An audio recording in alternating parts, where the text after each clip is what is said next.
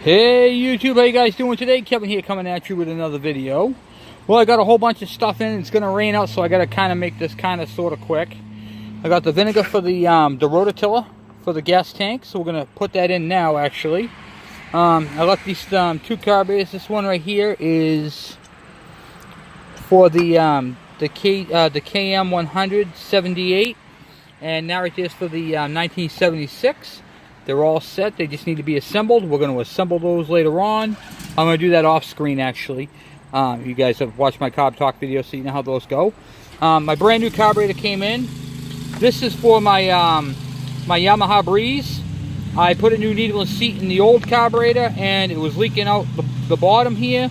Turned out where the on the body, right here on the pedestal, where the pin goes through, it's worn right out. It's ovaled, so the float drops on one end. It's just not, you can't adjust out of it. And my flex hone came in for cleaning up cylinders on the KDs and KMs and KEs. So I've been cleaning up some cylinders with that, and my gaskets for my the two gaskets for the what do you call it there, the KM 100 came in. So we should have one of those KMs, if not both of them, running this week. I want to hear both of those run. I want to start them up, and I want to ride them around the yard. I'm flushing out the fuel tanks right now as we speak. I got the see the cylinder, you can see it too well, but the cylinder is all but honed. This is for the one that was seized up, so we are going to go ahead and get that engine together. I have a nice piston I'm going to throw in it, and there's nothing really wrong with the rings, but one of them seized. So I'm not even going to play with it right now. We're just going to swap out the piston. I have one I can throw in it. So the cylinder's all nice and smooth and been honed. This is cast iron. I'm keeping the aluminum one for my KM because it's got some pitting in it from when it was sitting. It was seized for so long it actually pitted the cylinder a little bit, which is okay, because it's going to be bored and renickel. This is cast iron, so you can just bore this or just hone it. But we're going to send that one that's damaged out, have it fixed, have it bored out, so I can take the 50cc diameter, the 50 millimeter piston, and use that as a spare on my KM. And this one right here is going to go in place of that. So we have the cylinder, we have the gasket. I already got the head gasket and the exhaust, so we're good on that. So that 78 will run. The carburetors came out excellent, and that's the new one from my Yamaha Breeze.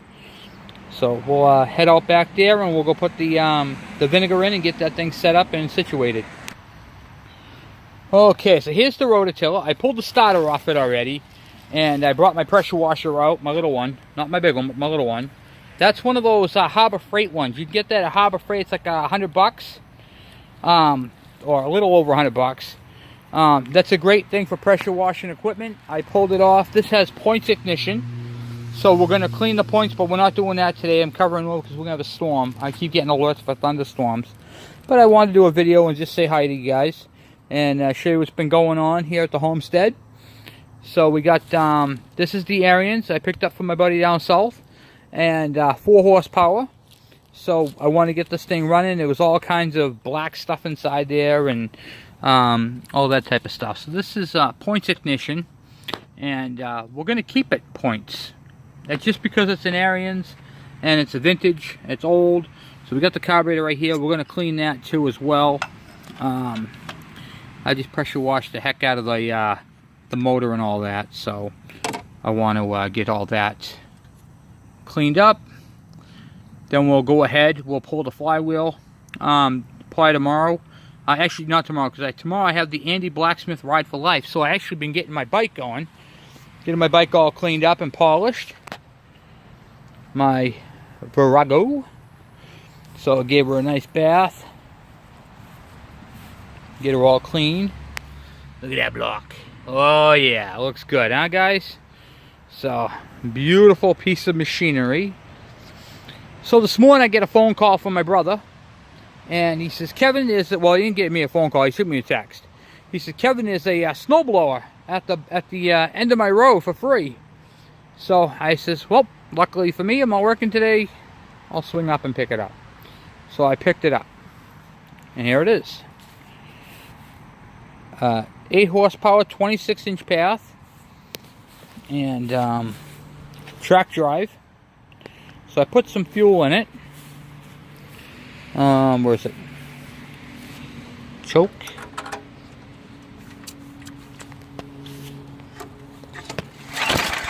I gotta turn it on. Help if I turned it on. Here we go.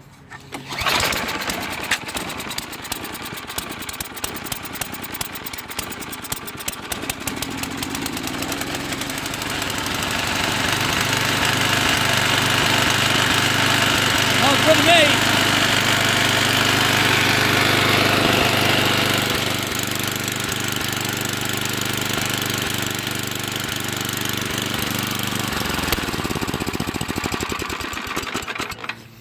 So I picked up a running snowblower, just needed gas.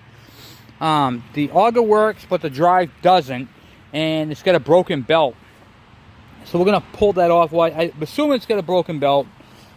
Never assume anything, but you can see the cable right here is out of its track. So if that's all that I have to do is replace a belt in that, we're gonna pop that cover off real quick before the rain and see if that's in fact what is going on with it. Because I would really like to have a track drive. I just like them for the, what do you call it? The winter. So let me just spin this thing around here. Let's get you guys paused up and get you into the stand. Alrighty, and now we're cooking with bacon. All right, so let's get this cover off and take a look and see what we're dealing with here. See if it is in fact a broken belt.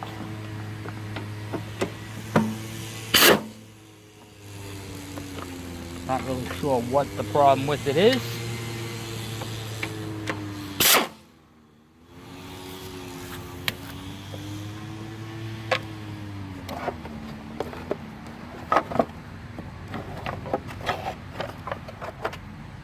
Okie dokie. Both belts are connected. So you know what that means? The problem is elsewhere. Okay, where does this belt pull go? This goes up this way.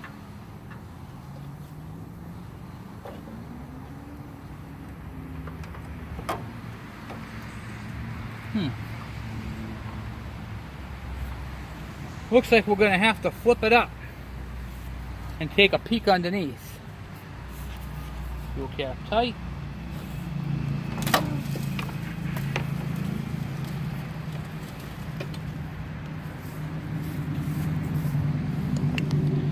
Let's see if we can get that bottom off, shall we?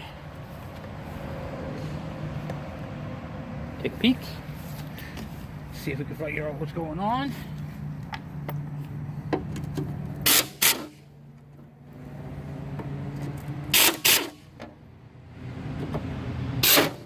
I know what you guys are thinking. Snowblower repair. Kevin, it's still summertime. Yeah, it is. Alright. A lot of crap in there, guys. Alright, so the friction disc is one right off this thing, which I have one in stock. There's one. There's one pretty bad. So the cable comes through right here. Oh, I see what the problem is. Ha! The spring on the end of the cable's broken. It goes right here and pulls it for the forward disc drive. So this thing needs a, whatchamacallit there, a cable. So,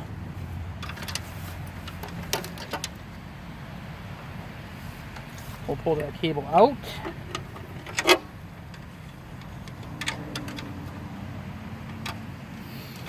I don't have a cable to throw in it.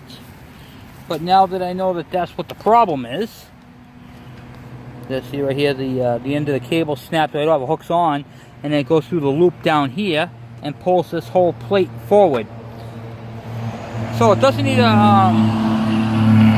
that's ridiculous. It doesn't need a belt, it needs a cable. Well, we have those. So I'm not worried about that. We have a whole parts machine out back for this. So, that will be all set. What else was I gonna do? Oh yeah, okay, so we got that part done. So let's move on to the next part. Back on to, I know I'm jumping around, trying to get like multiple projects done at the same time. I wanted to get that, whatchamacallit there, that starter clutch off. So we're gonna work on getting that starter clutch off real quick. And I want to get that tank into the, I want to clean this whole thing.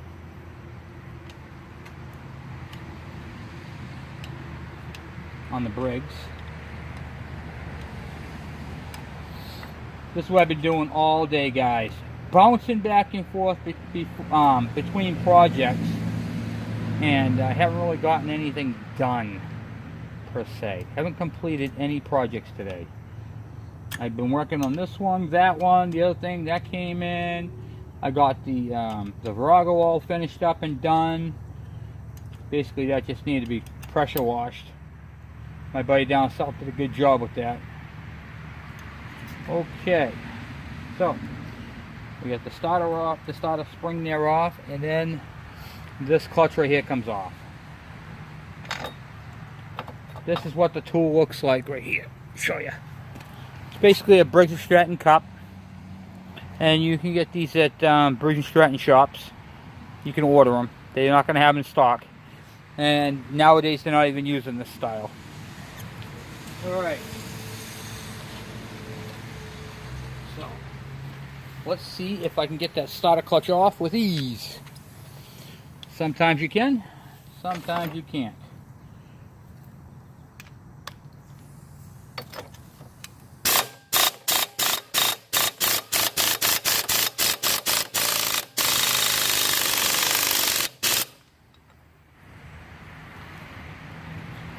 Looks like I can. Okay. The cone, this washer, I'm going to see if I can hold it this way. You can see it. See how it's coned? The cone faces up, so it's tapered, so the taper part goes up. So it tightens down.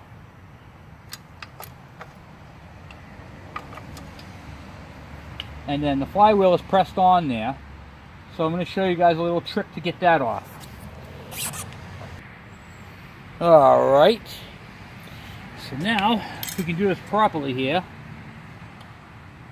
probably should shave that down a little bit, but I'm not going to.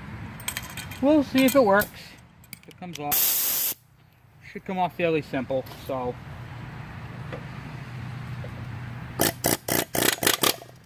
Just a little bit. Notice how I didn't really get on the hammer on it. Just give it a little bit of and it'll come right off. And then that exposes your points. Make sure you don't lose your flywheel key.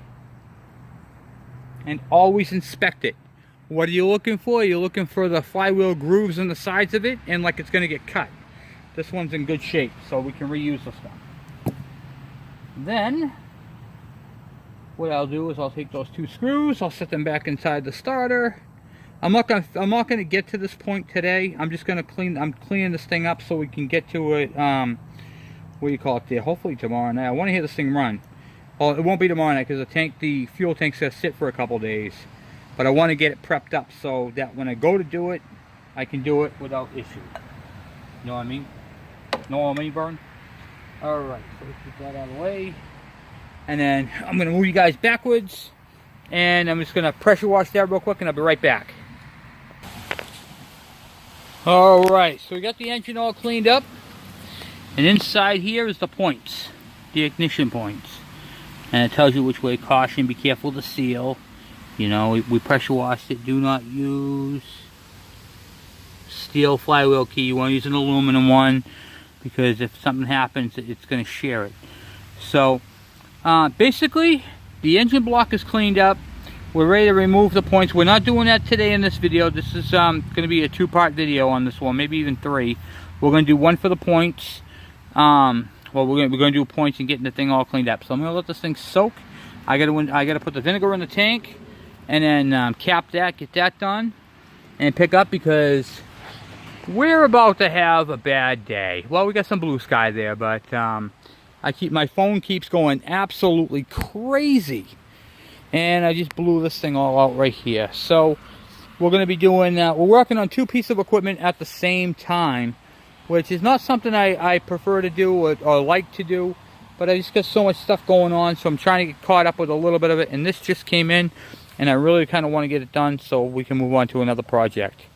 But I'm going to keep this one and use this throughout the winter. So, and this thing is in excellent condition, so, well, I mean, other than the paint peeling, it runs good, and we're going to keep it going. So, oil change it, tune it up, I'll teach you guys how to do all that, and to check these things out. So, and we're going to do the same thing to this one right here. We're going to oil change it, clean the points, gap them, re-gap them, put a new plug in it, and go from there and get this thing completely done. I could convert it over to electronic ignition, which I have, but this thing's already set up with the points, and a rototiller doesn't have many hours on them. So the points do last a very long time. These right here are probably just gummed up. So we're going to go ahead and clean them up. It looks like it's been sitting for a while. So, but that's all I got for you guys for today. Thank you guys for watching. Please subscribe. And, you know, thank you guys for the comments and all the help that I've been getting. So I appreciate that. And I just want to say thank you once again. So until next time, I'll be talking to you guys. See ya.